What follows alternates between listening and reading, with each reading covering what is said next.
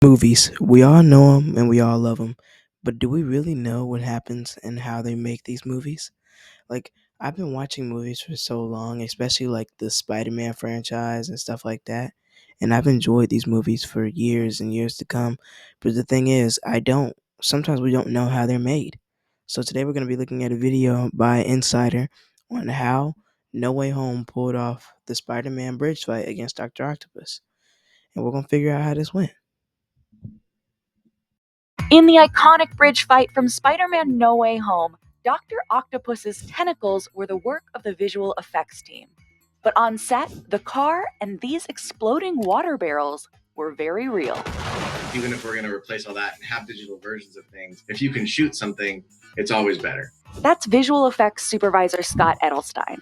His team collaborated with special effects supervisor Dan Sudik to find the right mix of practical and digital to create No Way Home's action-packed bridge fight. See, if I'm gonna be honest, I think they should have made this Spider-Man suit real too.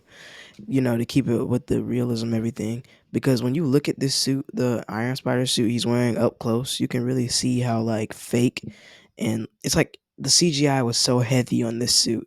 There was no parts of it that were real. And in my opinion, I think they should have did like they did Iron Man suits in the very beginning. They had like parts of it that were real and parts of it that they used CGI for. And that's kind of what I think they should have did with this situation, because it just looks super fake this way they have it. That's the only reason why I didn't like that. Like when Doc Octopus first emerges with his mechanical arms. To really sell the strength of these CGI arms, Dan devised a way to crush the cars practically into what the crew called taco cars. When I saw the previews, I thought, wow, wouldn't it be great if we could just pull down the center of the car very hard and just let the car fold up by itself? First, Dan built a steel platform with a hole in the middle. Then he placed the car on top of it and attached two cables to the bottom center of the car, pulling it through while it's split in half. Shots like this one, Hello, Peter. where Doc Ock was simply suspended in the air, were equally challenging. Unlike in 2004's Spider-Man 2, Alfred Molina did not wear a pair of puppeteered claws on set. While the actor now had more flexibility to move around, Digital Domain would have to know how to place his arms in the shot, especially when they held him up like this. The best visual. Yeah, I thought that was really cool how like he could like walk with the arms and everything like that. But like looking at it behind the scenes, like right here you can kind of see like his what's it called? It's just a bunch of blue screen and they're holding him up with cables and stuff like that. But I always thought it was cool how his arms could like double as transportation for him. That was really cool to. Visual effects references depended on how high his body was above the ground, which varied throughout. Sometimes the crew could use cables to lift him up, letting him move his real legs around more freely, but it wasn't very comfortable. Other times he was strapped to a tuning fork, where crew members could steer and turn him from behind, as seen here, when he pulled himself up from under the bridge. When the arms brought him down to the ground, they used a moving platform that could be lowered and operated like a techno crane. This got even trickier for the VFX team as the sequence progressed and the character interacted more and more with his surroundings. John Watts, the director, really wants to have his movements make sense and to have weight. So you don't want him to feel light or any of the things that he's interacting with to feel light. This meant establishing clear physics about what he could and couldn't do.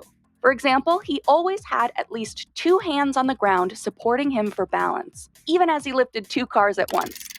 The way he handled objects also needed careful. Now, see, I like how they wanted to add a bunch of realism to this movie to make it like this could actually happen if somebody had this technology, and showing how he had to have two at the bottom to keep him having a steady base, and showing the physics of him throwing the objects, of how heavy or how light the objects were. I really liked that. That was that's really cool. Careful consideration. He steps forward and throws a car. He has to transfer that weight, and like another arm has to go land on the ground to hold him up as he's throwing the car forward. The practical team also applied these rules to props used in the fight. Like here, when Doc Ock throws a gigantic pipe at Spider-Man and instead crushes a car. Dan and lead visual effects supervisor Kelly Port wanted the pipe to fall like a baseball bat, so it had to practically collapse at an angle rather than flat. It basically is faster at the tip and slower at the handle. To achieve this unique effect, Dan used two cables to hold the concrete and steel pipe straight. Each cable was attached to a pneumatic cylinder, which released air pressure at different speeds. We could force the tip of the pipe down into the car faster than the front of the pipe would fall, and then we'd pull the front of the pipe at a certain speed. But that only took them so far. During an initial test, the pipe crushed the top of the car, but not its sides. So the sides were actually weakened beforehand by cutting out the door frames. Then the crew hid cables inside the car, so when the pipe collapsed, the cables brought the sides of the car down with it. Now, it would have been Now, see, I wonder how expensive it is after all these tests they have to do with these cars and everything. Like, I get movies have like a big budget, but I'd like to see how much it costs for like just the test and see like how much all in total it was that they actually used. Because I really do think that that would be a big expense, you know? too dangerous for Tom Holland and his doubles to actually dodge that pipe. So for this shot, the action elements in the frame were shot separately and combined in post-production. In one take, Tom rolled over the hood of the car to make it look like he was dodging the pipe. Then the crew shot the pipe rig on its own while replicating the speed and positioning of the camera as closely as possible. We track the camera within all those environments, and we do a lot of like reprojecting so that we can bring it all into one camera, basically. In the end, changes in the edit meant Digital Domain had to make this a fully CG shot. But many of the original movements from the camera and the actor are still there. We do try, even if we're going to exaggerate it, to use the base of what he's done and then, embellish it. Spider-Man also has to rescue the assistant vice chancellor from her car as it teeters over the edge of the bridge. The entire stunt was broken up into 3 parts: the car going over the bridge, the car crashing through the guardrail, and the car dangling in the air. This required Now, see, this is why these movies take so long to make, because they have to do just like this part was just the beginning of the movie, and it took them 3 separate shots to make, which, in my opinion, maybe took over like 3 hours, most likely, to get done. I'm starting to see a little bit why movies take more than 2 years to get done. building a whole new set. While the main stretch of highway was on the ground, this one was elevated 20 feet so the car could hang without hitting anything. First, the car was placed on a small track to move it forward. Then it was guided by cables for the moment it sputters out of control. We wanted it to look a little more natural when it got hit and let it kind of just swing into the railing as opposed to just follow this exact arc. To make the car crash through the guardrail, Dan built a piece of the rail out of beaded foam. He then painted it and plastered the edges before pre-breaking it into smaller pieces. Finally, he put it back together so the car could smash through it. We built 20 or 25 feet of breakaway because you figure the length of the car was 16, 17 feet long. The car was later placed on a gimbal in front of a blue screen, so it would look like it was really teetering at a 90-degree angle over the edge.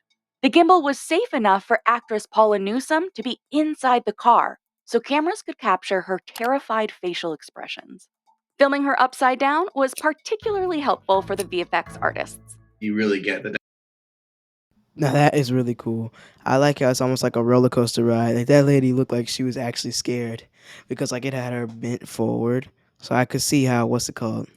Now I see how they did it in the movies. It made a lot more sense. It makes a lot more sense now. I like this. I'm really liking this behind the scenes of the movie because the Spider-Man franchise has been one of my favorites for a long time. dynamics with her hair and the movement of her clothes and all that. And instead of looking out at Spider-Man, she's actually looking at a tennis ball, which was then easily erased in post-production. As Spider-Man tries to pull her car to safety, Doc Ock throws another car at him, which hits some barrels instead.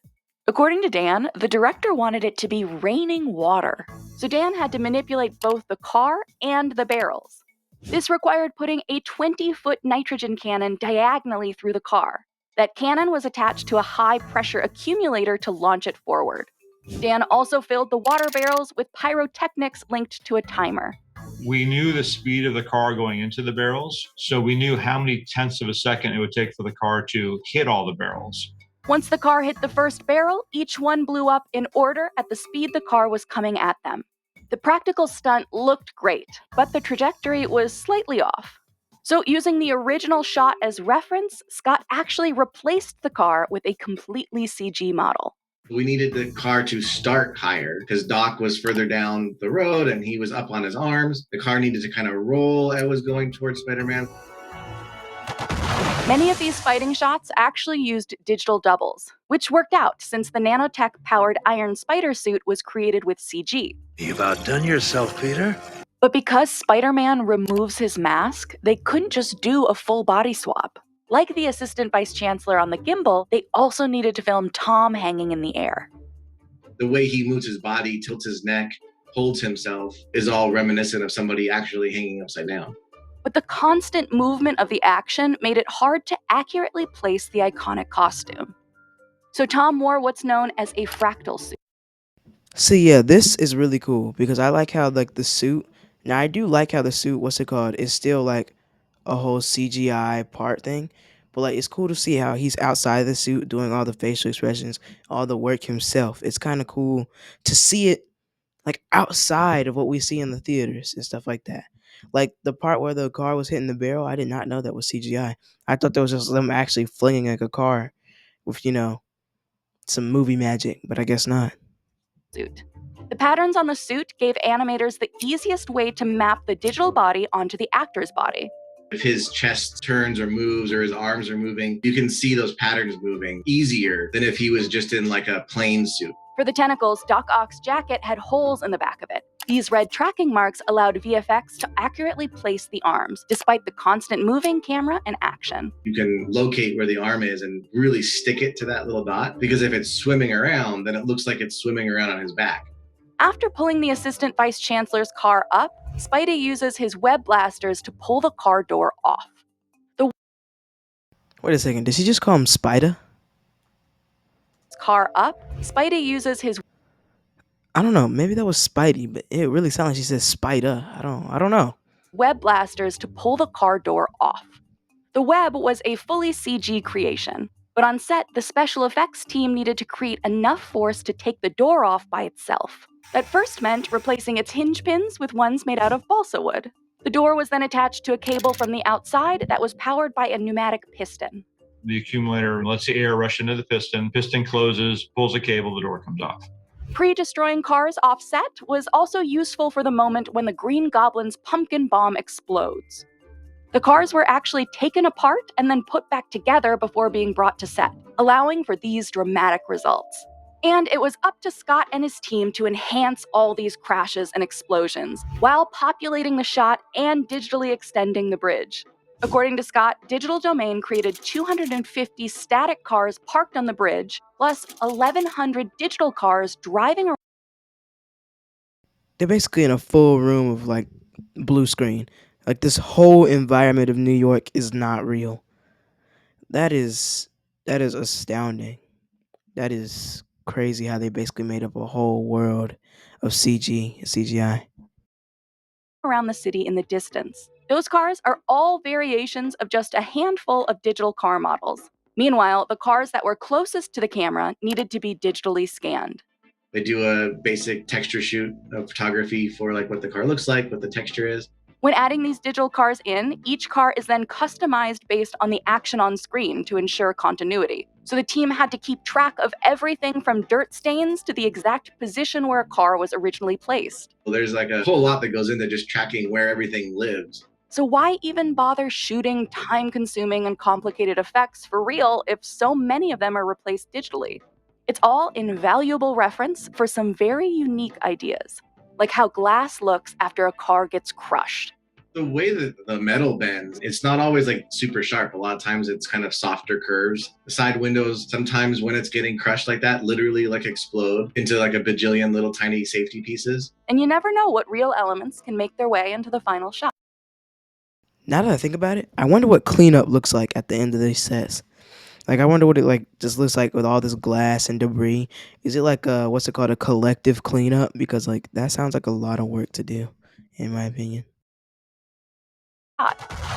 We kept the water barrels exploding. So in that particular shot, all that water is real. And we had to remove the practical car from inside of all that water and add our CG car.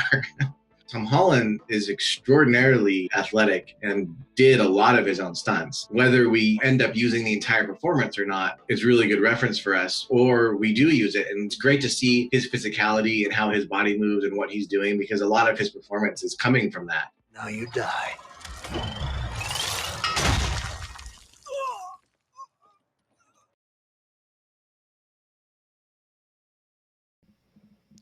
Well, they did a great job on these movies.